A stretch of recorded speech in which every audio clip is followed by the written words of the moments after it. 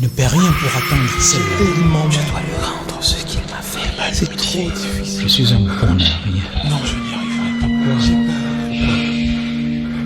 peur. Change tes pensées.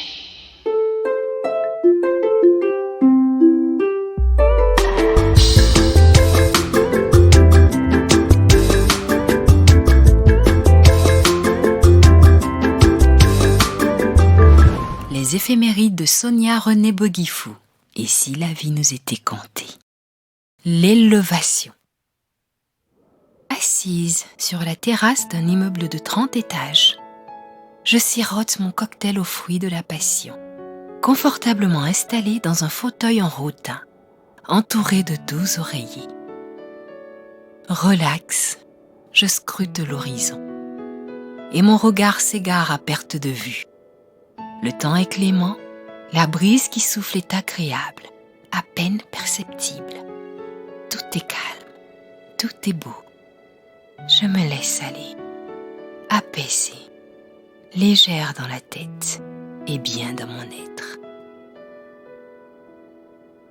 J'ai comme une impression de puissance, d'invincibilité, et je me dis que la vie est belle.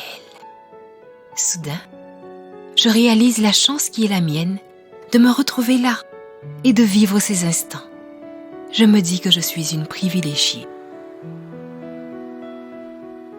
Je pense à celui qui réside au rez-de-chaussée de ce même immeuble. Et je me dis qu'il ne connaît certainement pas ce bonheur. Je l'imagine installé sur sa terrasse.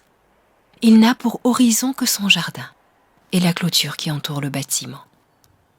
Tout son monde se limite à ça.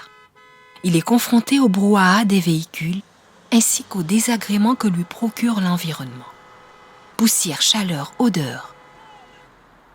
En mon fort intérieur, entre deux gorgées de mon cocktail, je me dis que je nage dans les vertus de l'élévation.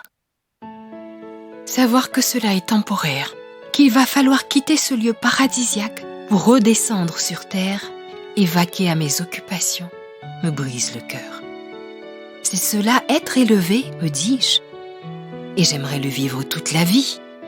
Mais seule l'élévation spirituelle est éternelle. En vérité, rien ne sert de courir, il faut partir à point. Qu'est-ce que l'élévation en esprit et comment l'atteindre? Il y a deux manières d'atteindre la terrasse de ce 30e étage. Soit par l'ascenseur, c'est le moyen le plus facile et le plus rapide. En empruntant patiemment les escaliers, c'est le moyen le plus lent, le plus dur et le plus pénible.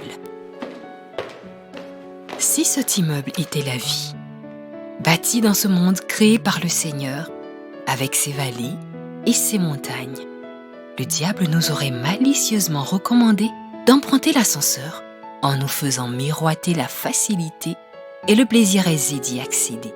On atteindrait le sommet sans effort et on baignerait dans un bonheur éphémère, avec cependant le besoin constant de descendre sur terre au moindre tourment de la vie. Le Seigneur nous aurait vivement instruits de prendre les escaliers. En effet, l'immeuble regorge à chaque étage d'objets précis, de pièces rares, d'infinies richesses qu'il convient de découvrir, de connaître et de posséder. Celui qui prend les escaliers a le temps d'explorer les espaces, palier après palier, étage après étage, d'affiner son savoir des lieux, d'aiguiser sa curiosité et de s'approprier véritablement les coins et recoins. Il atteindra ainsi le sommet riche, rempli de sérénité et imperturbable face au quotidien.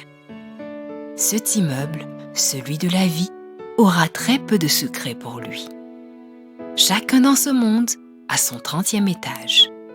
En vérité, rien ne sert de courir, il faut partir à point.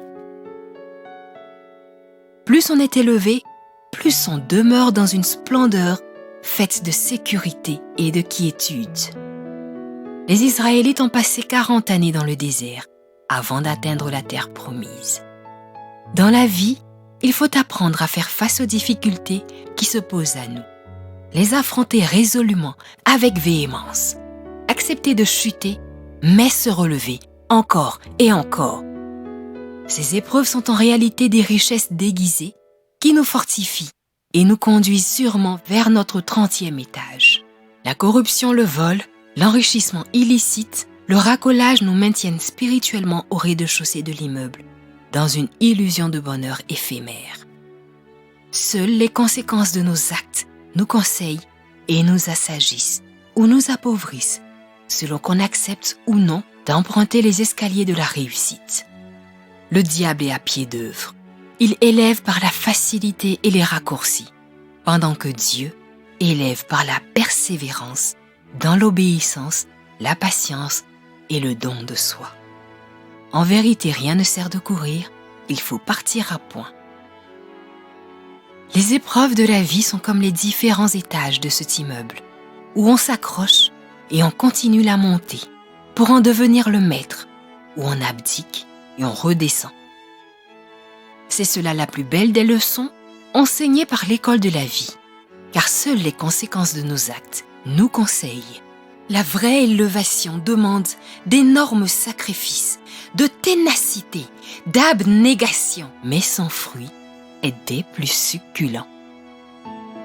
L'élévation de l'esprit est un état de maturité que l'on insuffle à sa conscience en la mobilisant du bas de l'étage vers le haut.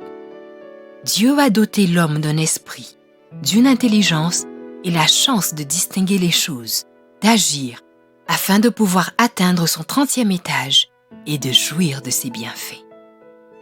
La gloire et l'élévation marchent ensemble. L'élévation a un prix, il faut le payer. Nous rêvons tous de grandes choses, quoi de plus naturel? Cependant, la Bible nous apprend que quiconque s'élèvera sera abaissé, et quiconque s'abaissera sera élevé. Car seul Dieu élève, selon les principes de la foi. Plénitude et sérénité, tout est harmonie. Et si la vie nous était comptée?